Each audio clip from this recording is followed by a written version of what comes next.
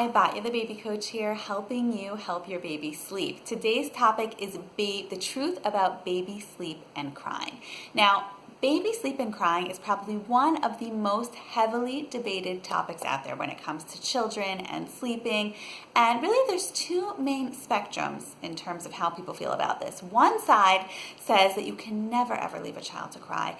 It is traumatizing, it causes abandonment, there's trust issues, they get very emotionally distressed, while the other side advocates crying as being the only method and the only way to teach children to sleep. So I'm here to kind of lay it all out on the table and tell you the truth about baby sleep and crying, okay? So number one, let's talk about why this crying is even happening to begin with. When your baby is crying, your baby is communicating to you. Your baby can't articulate his feelings. He can't tell you his deepest, darkest emotions. He can't say, Mommy, I'm feeling really upset and really angry right now. Could you please listen? So what does he do? He cries. Crying doesn't always mean that it's coming from a deep-rooted place of distress.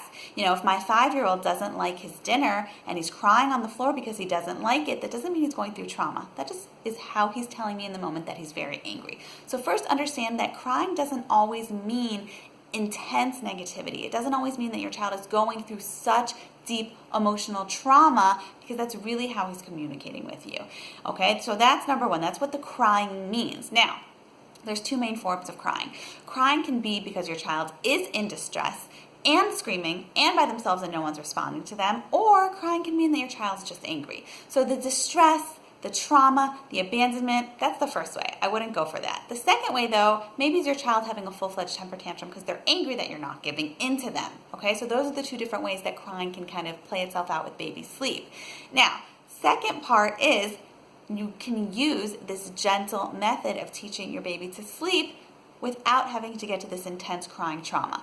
There's a lot of different gentler methods out there that exist. There's a lot of things that you can implement where you can still ensure that your child feels emotionally secure even if they're crying because they're angry. So do your research. You can definitely look onto my website and see different gentler methods that are there to help your child sleep without getting to this place of real distress and real crying. But most importantly, more than anything else, you are the most trusted authority with your child. Just because your aunt or your neighbor or your sister or your cousin has told you that you have to cry it out, but you're not comfortable doing it, does not mean that that is the right decision for you. You should never feel that you have to compromise your own parenting philosophy, and you should always feel that you are the one making the decision for your child, because you were chosen to be this child's parent, and you are the one who has to make the decisions that you feel right about.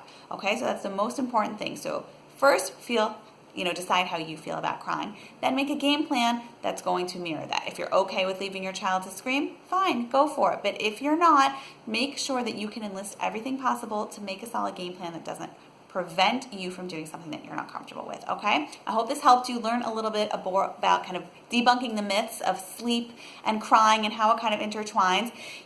Definitely reach out to me if you have any questions. And if you want to learn more and get more information, click the link on the banner above to download your free guide, Don't Cry It Out, that has a lot of gentle methods that you can definitely enlist starting tonight. Sweet dreams.